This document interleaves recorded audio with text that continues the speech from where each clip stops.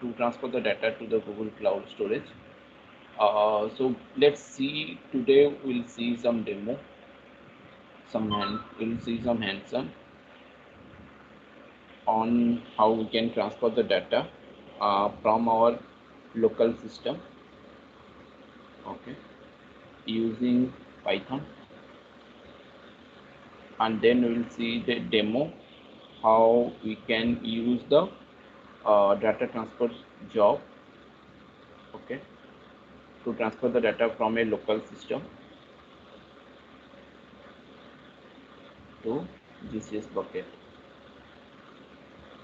Okay, here also we will transfer the data to GCS bucket. So when you use the data transfer job for on-premises transfer, here we discuss you need to create one agent, okay, one agent pool you need to create, and this agent pool needs to be connected to both your GCS and your VM. So VM means the virtual machine where your system is running, okay. So here in this demo we'll use a compute engine VM,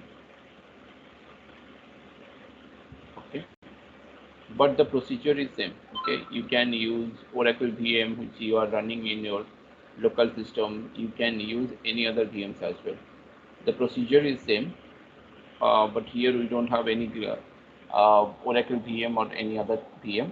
So we'll create a compute engine VM in Google Cloud. We'll consider that as our on-premises system, okay, and then from this compute engine VM we'll send the data to GCS bucket using data transfer job, okay. So these two demo we'll see, and then we'll discuss about block storage. Yesterday we already discussed. We'll see some demo, and then we'll, if time permits, then we'll discuss about file store as well. Okay, so let's do this thing. Okay, let me create one bucket. Let's read the file directly from my bucket. Let's create my bucket. Bucket 1.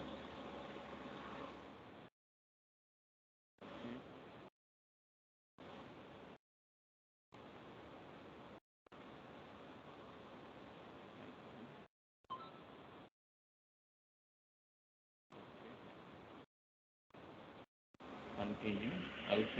I'll go with all these default options because we have already discussed about all these options. So I'll just quickly create a bucket.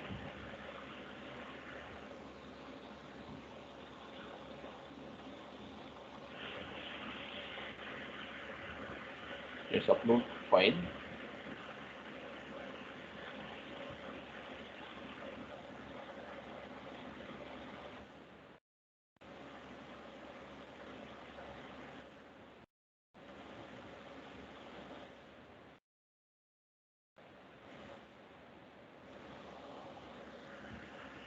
Now I'm uploading two files. One is TXT, another one is JPG file to my bucket. Okay. So you can see in my bucket, in this bucket, I have two files. Okay. So right now I'll go to. I have already all the syntax I have already written in Python, but I will explain to you.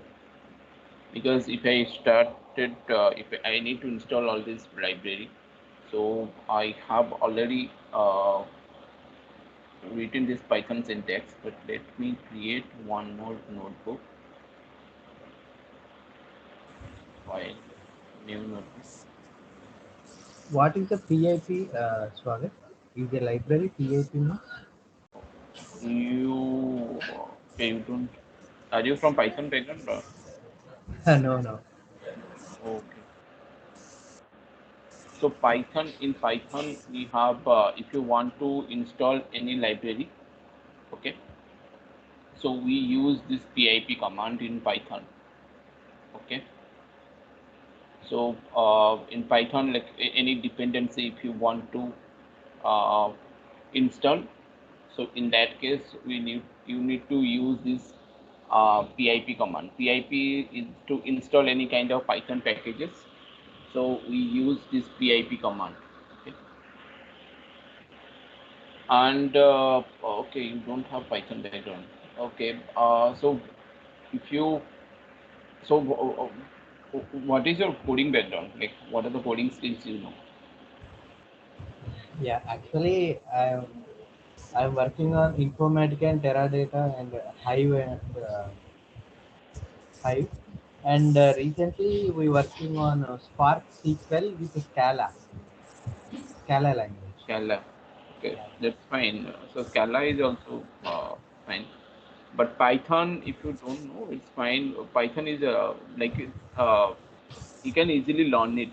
If you know Scala, if you have experience in Scala, then you can learn Python within 1 or 2 days. Okay, that is enough. yeah. We started So, recently Scala. It's a Spark SQL only. It's not streaming. It mhm, is a SQL we are working. Creating the data frames and loading the data and all this. okay. Creating the dimensions and tracks. So pip is basically used to install any kind of Python packages, okay, in your system. Okay. So here in Python we are using something called Anaconda distribution. Okay. In Anaconda distribution, uh, so I have installed Python. You can go to Anaconda distribution. You need to install this Anaconda distribution, and then you can use the Python. Okay. So when you install this distribution, then again there will be library, there will be external library. So those library you can install using this pip command. Okay, and there are different platforms in Anaconda distribution where you can what you can run your Python code. So one is in Jupyter Notebook. Okay, PyCharm, another one is PyCharm. Databricks. No, Databricks is not there in Anaconda. Another one is, I think, Spider Notebook. Community edition you can do, right? Yeah, Databricks. and also in command line. Okay, so there are different ways you can run the Python code. Okay, whenever you install this Anaconda distribution. Uh, yeah, so this is what you are seeing. This is Jupyter Notebook. Okay, so once you install Python in your system, you'll be able to access the Jupyter Notebook. And see here, I am trying to access the Google Cloud bucket, right? So I cannot access Google Cloud bucket directly, because if you just install Anaconda distribution, it does not come with Google Cloud bucket packages. Okay, so you need to install all these external packages. These are the Google Cloud packages. You need to install it using pip command. Okay, so that is what I am doing. I have already installed pip command. I have already installed these packages. So this is a package. This is the command pip install. This is the packages, Google API Python client. Okay, so if I run it, it will show me, I think, requirement already satisfied, because I have already the already installed this command. Because if I start installing now, it will take around 5-10 minutes to install all these packages. So that's why I already installed it on my system. You can see it's showing requirement already satisfied. That means I have already installed this package on my system. Okay, so this is one command. Another one is this one. Okay, so these are the two packages which you need to install. Okay, I will not run it again because I have already installed it on my system. And the next one is here, you need to call those packages. So if you are familiar with any coding language, not Python, you can know about this all this try and except. I think it will be there in other coding languages as well, in other Scala and other coding languages. You'll have this try and exception. So here, what we are doing, we are just importing all these packages, okay, all this library from this package, okay, from Google.cloud. We are importing storage. Then we are importing Google.cloud storage. We are importing JSON. So these are the library which we are importing from this package, okay. And then Yes, for it. After creating the Python in Anaconda, like it's 2.6 or 2.7 something. After that, why we need this Python and Jupyter notebook? Can't we run in Python command line only? yeah, Python command line you can run, but see, these are different types of UI. It's a GUI, right? This is GUI.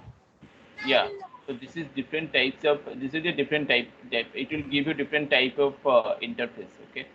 If you go to command line, so you'll get a different type of interface. Some people love to use Jupyter notebook. Some people love to use PyCharm. Some people also love to use command line. But one another thing is that if you are writing some coding, okay, if it is a production level code, it's better to use the PyCharm, okay, because in PyCharm, what you can do, you can create packages, okay, and you can create files and folders. You can also integrate with Git version control tool. So these all these features are there. You cannot do this using GitHub. And also, if you want to debug your code, so better to use PyCharm. Okay, you cannot do this all this debugging and all these things in Jupyter Notebook. Okay, so for practice, you can use Jupyter Notebook, but for testing, to create packages, to integrate with version control tool, to do some debugging, so better to use PyCharm. Okay, but nowadays, since everybody is using cloud environment, so mostly people are using notebooks, which are in Azure Databricks or in Dataproc. Okay, but better, as I said, like in Anaconda, so there are different types of interface. These are different types of interfaces. You can use anything you want. You can use Spider as well. But yeah, as I said, people mainly use PyCharm. If you are developing a production level code, you want to push it to the Git, you want to do some debugging, better to go for PyCharm. Okay, for practice, Jupyter is fine. Command line, it's just if you have a Python file, you want to run it, you can use command line.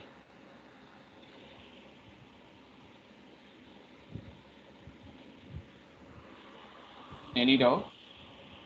Okay. Yeah.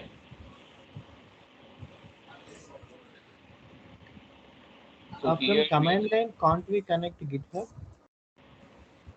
you can connect to GitHub. You can connect to GitHub. You But can, it's not flexible. It is a flexible yeah, interface. it's not flexible. You'll have to write commands. See, in PyCharm, you can, if you know VS Code, you can directly integrate that with Git, and you can push your code immediately. But in PyCharm, in command line, you'll have to write all the syntax and everything. Okay, Git push or Git pull, Git commit. So all this syntax you need to write. It's not flexible, yeah. And so here you are just importing libraries so that we can connect with Google Cloud Storage. Okay, and then this is the path. Okay, so this is the path which I have already downloaded. So I think this. Let me see if this service account is there or not. If not, then we'll have to. So this path, how you can create. Let me show you that. You have to go to, as I said, you need a service account, you need keys whenever you want to access any Google Cloud services from any external system. So you need to go to IAM, and in IAM you have to create service account. I had already created. Let me see. Yeah, the service account is already there. Okay, but this is how you can create a service account. You know already how to create a service account. Once your service account is created, just create keys. Go to manage key. I have already created this key, but you can add and create a new key, and then you can create a JSON. Just go for this JSON so that one JSON file will be downloaded. I have already downloaded this JSON file. You can see this is the file. If I see what the structure of the file, it will have those service account details.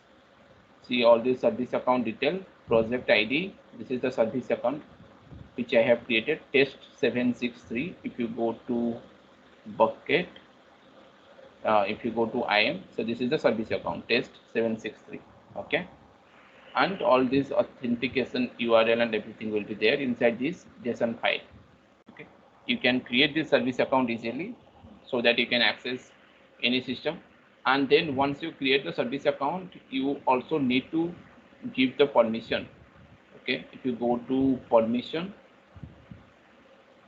so here you need to give the owner permission. I have given, just give the owner permission. If you see, this is the service account to which I have given owner permission. Just give the owner permission so that you will not face any authentication issue, okay, while doing the hands-on.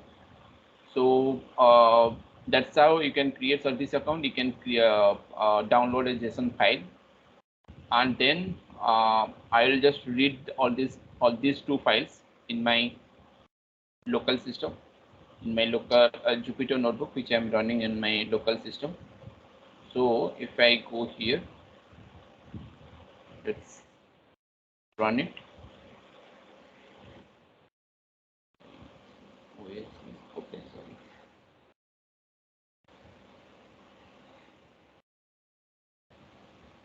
Okay, and next is, so whatever is present in that path, I'm trying to access that,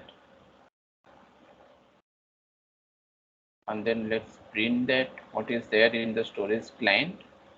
You will not be able to see it. It's in binary format.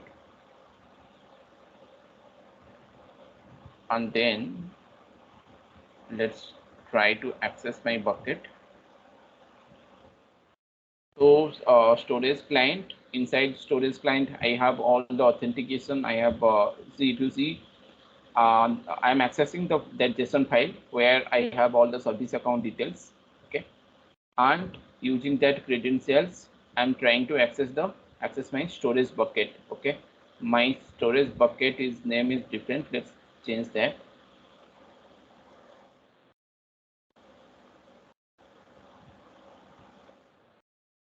Okay, this is my storage bucket. So using storage client, see this storage client, inside this storage client you have all the service account details, and then you are getting this bucket details. Let's run it. Okay, and now I let me print what is there inside this bucket.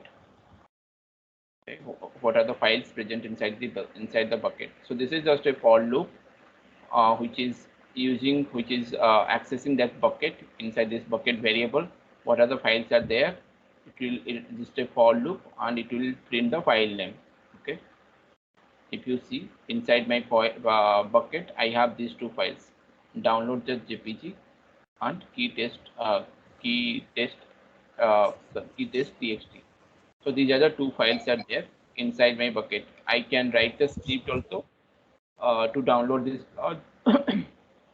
to download these two files to my local system as well, because I have already read the file. So I can write a script in Python with open read, and then you can write file.write. So you can write the file to my local system. Okay. Yes, Swagat. Google application credential is a file name or Sorry. Google application credentials is the fourth one. It's a file Yeah. name or Google application credentials, it's not file name, so it's coming from the, see, if you see inside this wave, okay, so inside this waves, if you go to this file, whatever the data I'm getting from here, so from there I'm getting this Google application credential, okay. If you print this path, we need, let's run it here.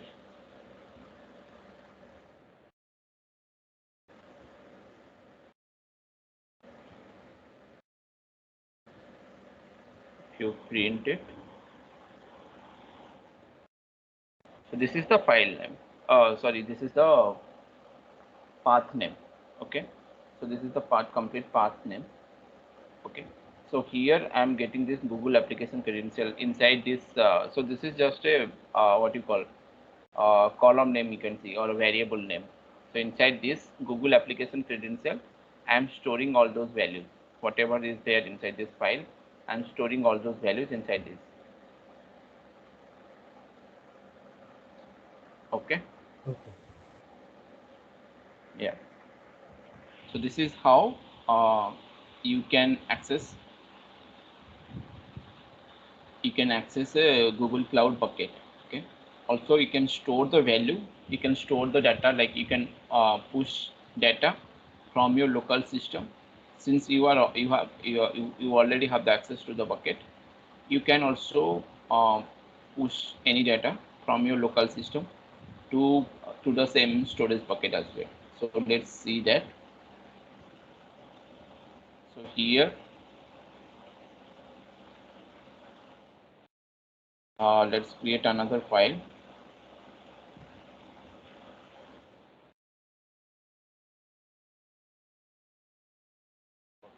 from local file savings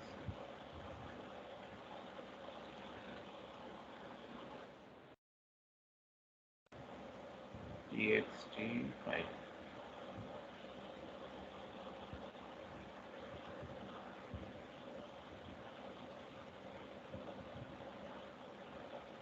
So it is there. Okay, this one is the local. Okay, now the file name I have changed. I'll upload this file to my bucket. Okay, so this is the command.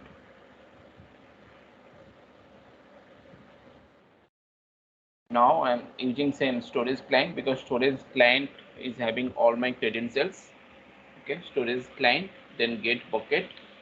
I need to change the bucket name because in this bucket I'm going to store, and blob equals to blob bucket.blob file name. So inside this file name, whatever the data are there, it will get uploaded into the bucket. Okay, let's run it. Okay, now let's go to my bucket. Let's refresh it. As you can see, it has created a C folder. Let's go there inside the C folder, inside users,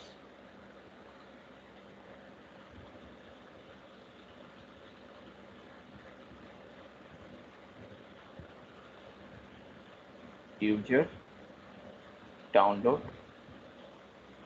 So it has created a files and folder based on the path which we gave. Okay, this is the local txt. Okay, I can also access it.